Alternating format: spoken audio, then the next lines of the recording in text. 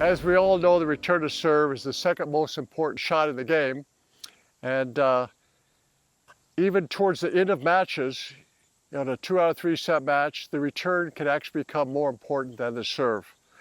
So I want to give you a few things to think about on this return to serve. First, we'll start off when a guy can serve down the tee effectively. That's a tough ball to reach. Everybody gets caught stretching and reaching. So what I like to teach is, and this takes a while to learn, but if you work on it, put it in your game, you're going to be a lot better player. You take that little small step, a little split, and you take the right foot and go towards that spot. Now this ball, I'm stretching, I can't really effectively hit it down the line, but I can hit it inside out like a doubles return.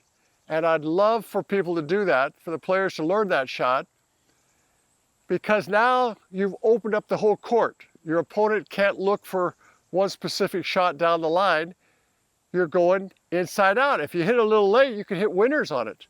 Also, another reason why it's effective against a righty, they're going to serve down that tee, and they're going to most of the time fall a little half a step or a step to this side. Now the ball's going this way, and you're going to get ahead of the point right off the bat. When somebody can serve down that tee, you can still make an effective return if you work on that inside-out backhand.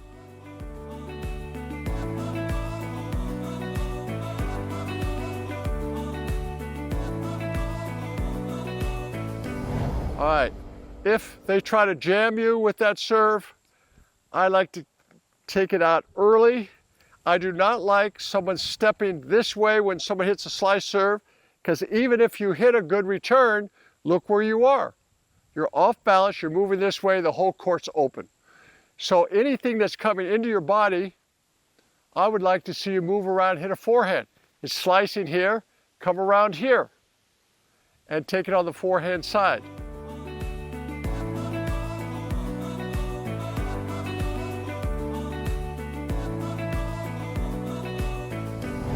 Another thing I like to teach, which Taylor does very well, he's very effective with it.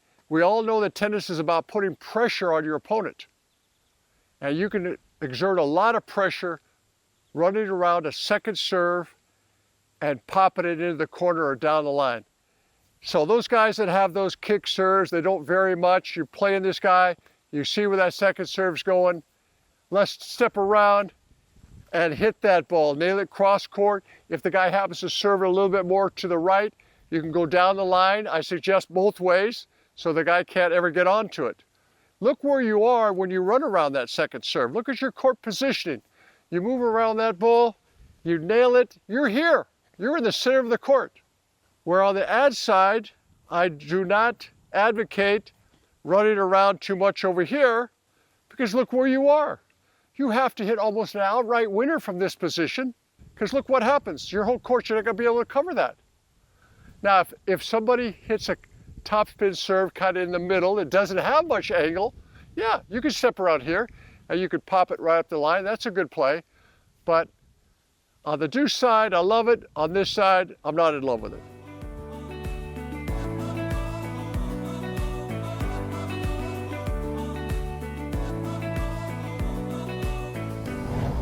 One tip also on this side on the return to serve,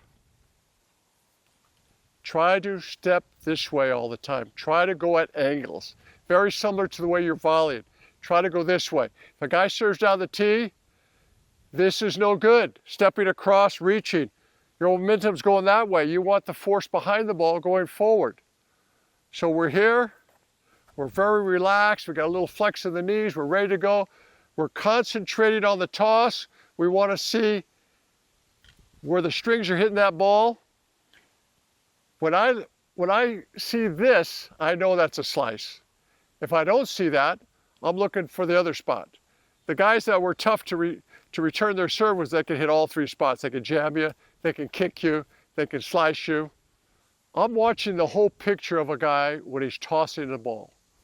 Tosses that ball up, I'm following the racket coming towards the ball to make the contact. Everybody says, well, you got to pick that ball off right off the strings. That's true, but you can see that snap of the wrist. If you see the wrist going this way, you know it's a slice. The kicker is very easy to read because you know they're going up under the ball and doing this. Sometimes you'll see a little arch in the back. So these are all important things about returning serve. The most important thing, though, is understanding your opponent. Every good server has patterns, and you have to know where they go on the big points. What the percentage is, the guy's going to go down this tee, you're going to do that. If you can figure that out, you just keep it in the brain like a little computer. You're digest. By the time you're in that second set or third set, you should know where that guy's going on the big points.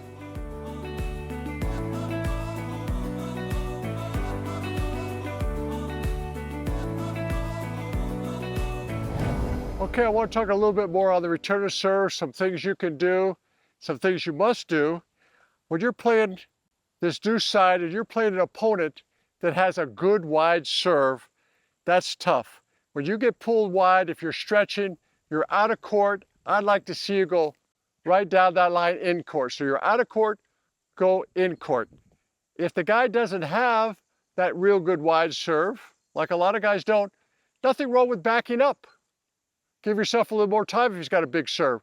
Especially the Europeans, they have usually a big flat serve and a kick serve. A lot of them do not serve that one wide because when they play on clay, it's not a very effective shot.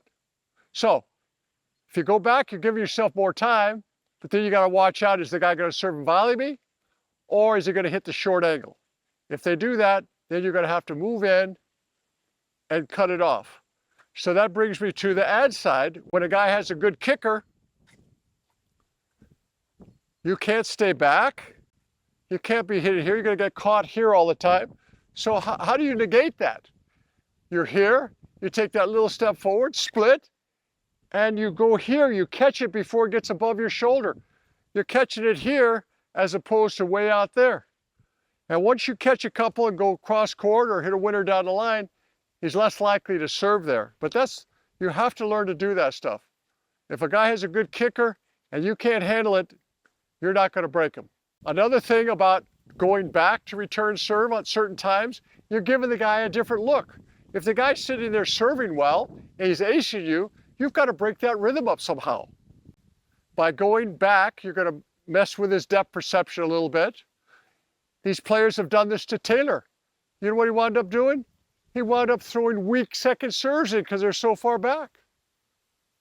I hope that he's corrected that by now, but we'll see.